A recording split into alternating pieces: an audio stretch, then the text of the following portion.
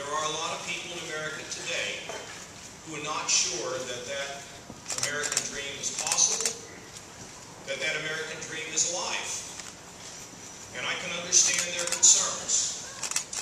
You know, when I was a kid, you went out and you got a job, and you worked at that job your entire lifetime.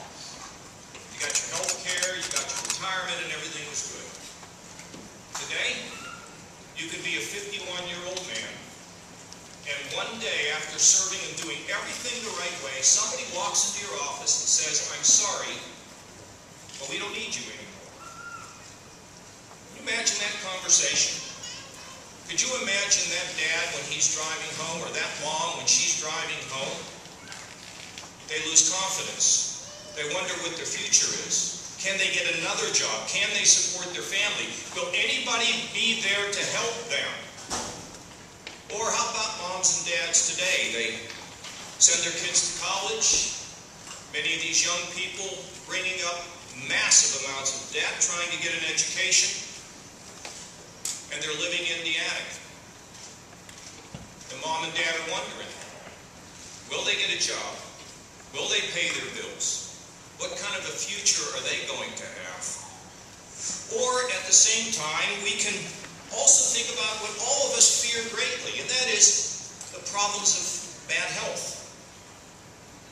Can I afford those expensive drugs that I need to survive? What is it going to cost me to get treatment, just not for myself, but for one of the loved ones in my family? Will I be bankrupted and lose everything I have? Everything I've worked for? It's a real fear. Or the fear of the tsunami of drugs. It's everywhere, isn't it? Kids that are here, and there are many of them, don't do drugs. Don't put that big 1,000-pound pack on your back and keep you from your God-given purpose. But all moms and dads worry that those drugs are going to wash away our own neighborhoods and maybe wash away our children. And how about those that struggle to make ends meet? There's some people just say, "Oh, well, just work harder or pull yourself out by your bootstraps." I believe in all that. Some people just don't have the fortune that many of us have. They struggle.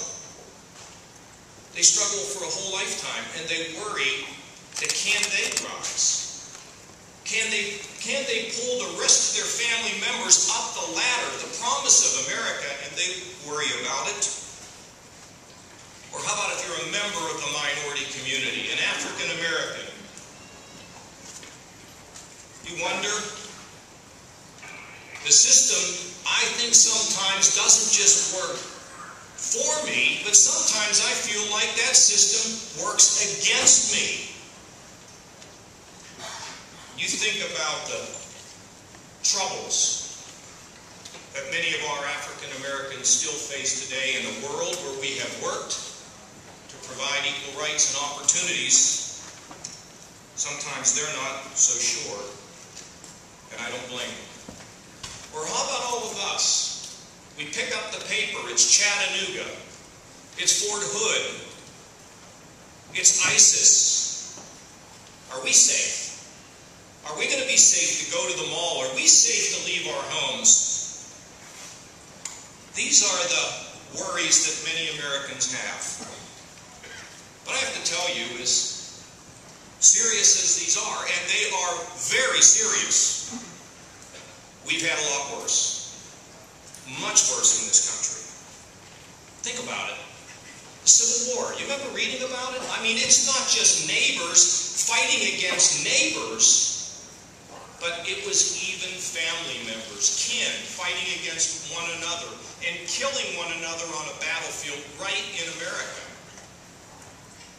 How about the racial violence that we experienced in this country? The early days of television, when they put the dogs and the gas and the batons on people of another color, or the world wars, where many in our families never came home, leaving widows and children without a dad, or the Depression, The Depression. Ask your grandfather. Ask your mom and dad about that depression.